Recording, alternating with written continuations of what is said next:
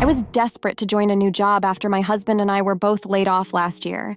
When I was offered a new role, I knew it would be a step down from what I was doing, but the manager and the team seemed great, and that part has not changed. However, since my manager Gary was so busy, he basically offloaded me to another manager, Jane. I was supposed to be the connection point between my team and Jane, but it quickly became Jane micromanaging me.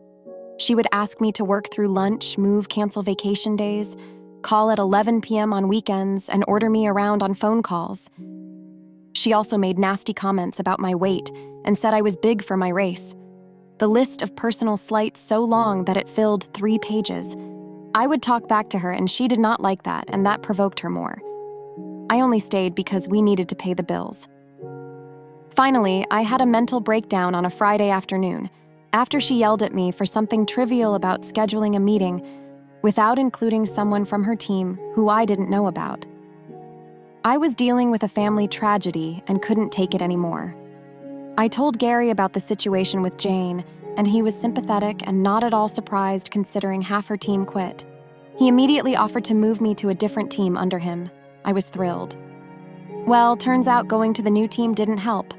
Jane continued to order me around from afar. When I ignored her emails, she came to my desk one day and started loudly talking about how I am not qualified for this role. Gary overheard and finally told her off, but the verbal abuse did not stop. After 2 months there, I abruptly wrote my resignation letter and stapled the list of Jane's offensive comments and CC'd everyone. Gary offered a bunch of accommodations to try to keep me, but seeing how she was still provoking from afar, I said the only way for me to stay would be for her to go, and he did not have authority to let her go.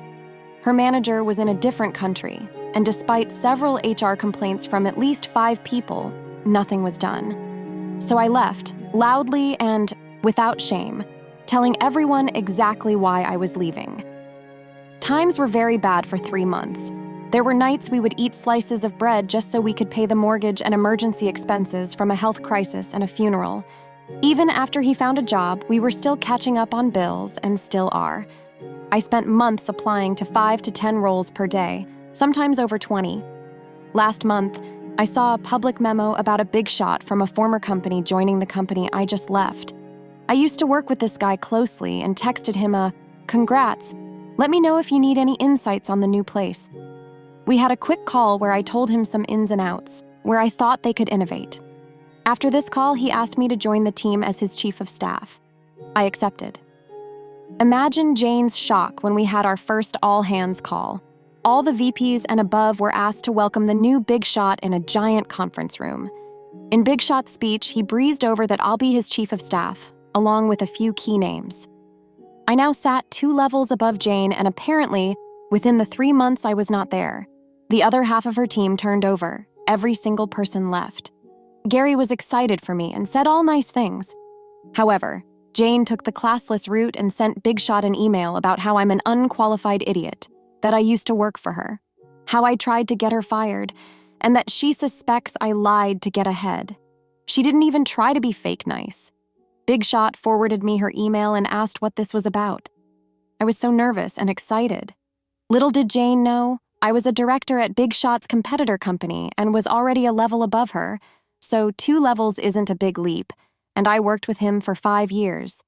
I had an hour call with Big Shot and told him she was bad for the company culture and was a nasty person in general. But the evidence he needed was Gary confirming that her whole team has turned over, my prior resignation letter, which was still sitting on my desktop when I logged in upon return, and a few other nasty emails she sent her recent staff, which they were happy to share with us. Big Shot fired Jane on Friday.